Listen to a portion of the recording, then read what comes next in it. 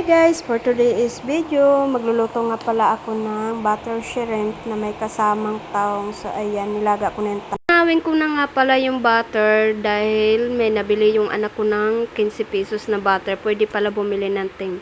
At saka ayan, hinalo ko na yung bawang para mag-brown na din. Naamoy nga ng mga bata na ang bango daw ng niluluto ko. So ayan, masarap-tarap. Ko na nga pala yung hipon dyan hanggang sa mag-brown konti para isunod ko na rin yung ating tahong. Siyempre hindi mawawala yung ating tahong. So in-try ko lang po. Ito nga pala ipapaulam ko sa akin mga chikiting. Lagyan ko na nga pala siya ng paminta dyan. At saka hinaluan ko ng ano pala yung ketchup.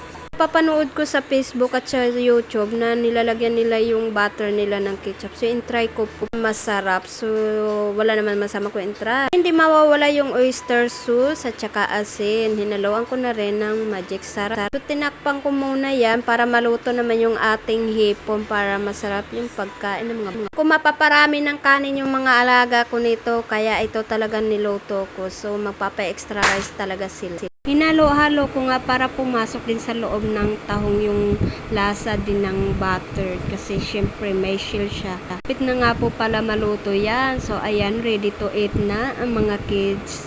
Lang mga